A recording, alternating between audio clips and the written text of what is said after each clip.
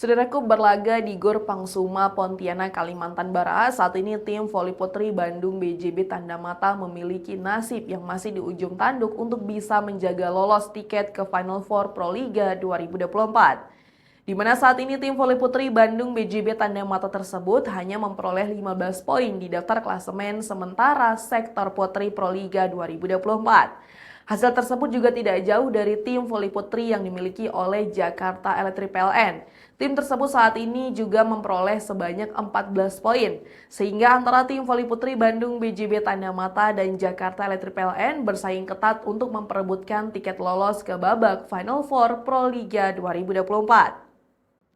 Maka dari itu posisi JEP kini berada di posisi keempat. Bisa dibilang satu kaki Yola Juliana dan kolega sudah menginjak Final Four Proliga 2024. Nasib BJB ke Final Four dipertaruhkan pada hari ini lantaran tim asal Bandung itu hanya menyisakan satu laga saja di seri Pontianak. BJB hanya akan mengandalkan hasil pertandingan hari ini melawan Jakarta Pertamina Enduro atau JPE dengan tekad bisa menang telak 3-0. Sementara itu JP selaku rival terdekat BJB saat ini masih mengantongi 2 laga sisa yang akan dilakoni pada seri Pontianak.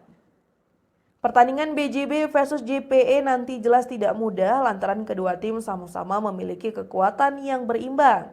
Baik dari pemain lokal maupun asing, keduanya sama-sama solid dan diprediksi pertarungan kedua kubu akan berlangsung sengit. Bakal jadi laga hidup dan mati bagi BJB ketika bersua dengan JPE nanti dan Volley-mania patut menyaksikannya. Untuk menonton Proliga 2024 bisa melalui Moji TV dari layar kaca atau streaming via video.com yang harus berlangganan dulu. Berikut jadwal Proliga 2024 pada pukul 14.00 waktu Indonesia Barat, Jakarta Pertamina Enduro versus Bandung BJB Tanda Mata. Selanjutnya pada pukul 16.00 waktu Indonesia Barat, Jakarta Popsi Popol One versus Jakarta Libin Mandiri.